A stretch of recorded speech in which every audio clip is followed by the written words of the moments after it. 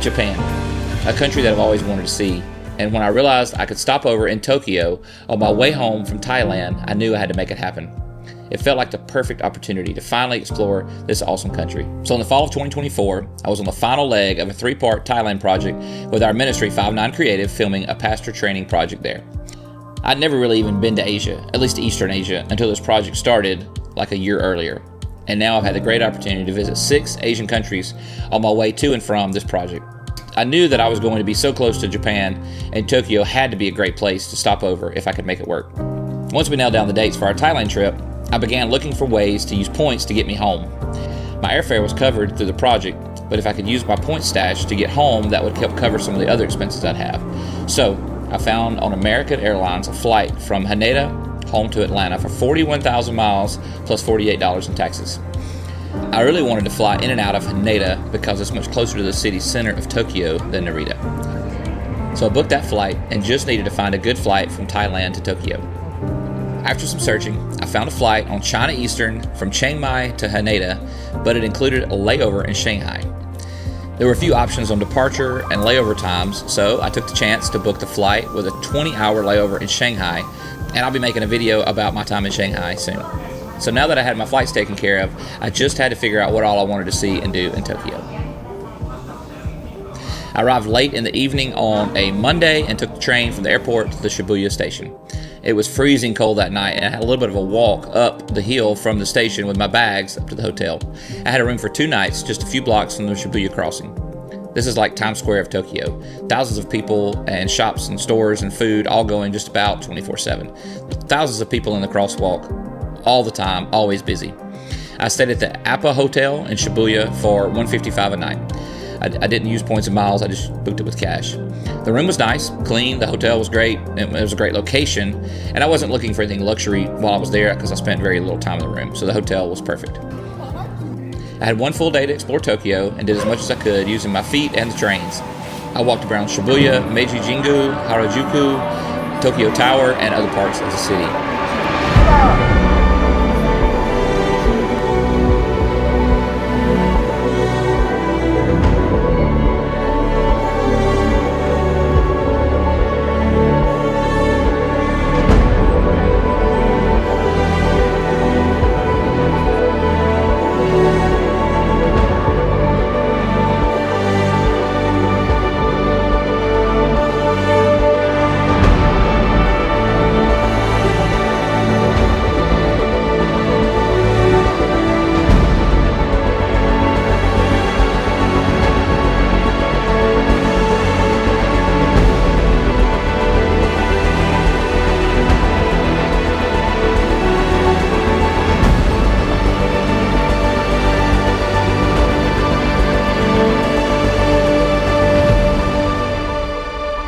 Being a photographer, I like having flexibility.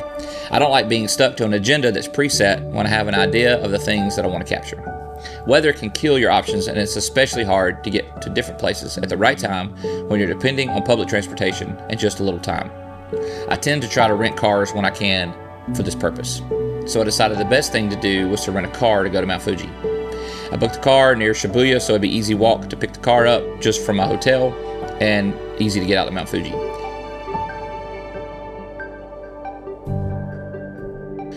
Driving through Tokyo, really, it wasn't that bad.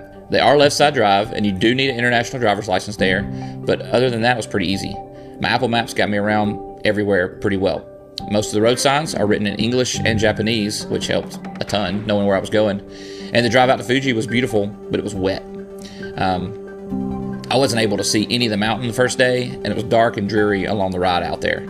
I had a hotel booked just off of Lake Yamanaka, which is one of the Fuji 5 lakes. It's a beautiful scenic area around the base of Mount Fuji. It was still cloudy and still raining. I got out and drove around some of the other areas around the lakes and wanted to go up to the pagoda in Fuji Yoshida. This is an iconic spot for a great photo with the pagoda and Mount Fuji in the background. By the time I got there, the sun had come out and the rain had stopped, but Mount Fuji was still covered in a big wall of clouds. So with no mountain views, I decided to go check out the Shireto Falls on the west side of the national park, hoping it would clear up. The falls were great. There was no rain at that point. The sun was out over that side of the park. It was beautiful.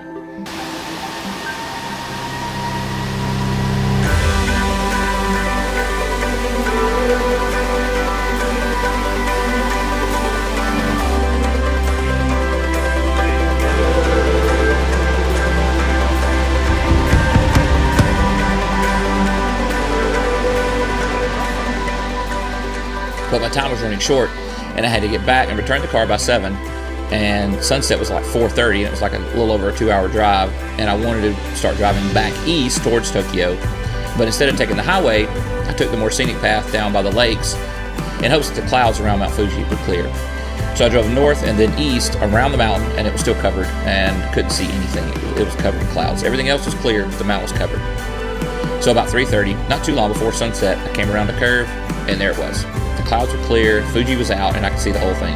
And I came up on this small little boat launch beach with a tiny parking lot, and I whipped in there. It literally could not have worked any better. The fall leaves were bright red right there around the maple trees were bright red, and the lake was still with a perfect reflection of Mount Fuji. I hung around there about 30 minutes. That's all the time I needed, and it was just enough time for me to get everything I wanted, and the clouds covered Mount Fuji back up. I know I missed it all the other places the day before and earlier that day, but the timing was perfect, and I got some great views of a beautiful mountain.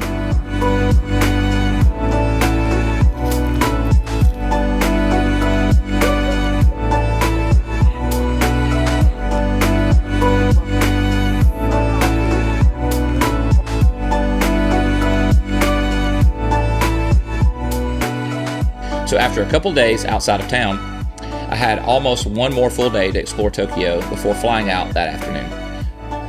The Appa Hotel I stayed in the final night was near the Tokyo Tower, so once I checked into my room, I went out to see the Tokyo Tower lit up at night, and it was pretty cool. So the following day, I walked around more of this part of Tokyo and the different markets, towers, temples, and riverfront area before catching the train to the airport to head home. I'd been gone a full month, and this was my final leg of my trip, going all the way around the world. I started in Atlanta, flew to Europe, Dubai, Thailand, China, Japan, and now I'm headed back to Atlanta. What an amazing journey the whole trip was, and what a great way to cap it off with 4 days in the fall in Japan. I had some awesome opportunities to see God at work around the world and see people and places that are still in need of hearing of the saving power and love of Jesus. There's lots more of the world that I want to explore and continue to help take the gospel to the nations.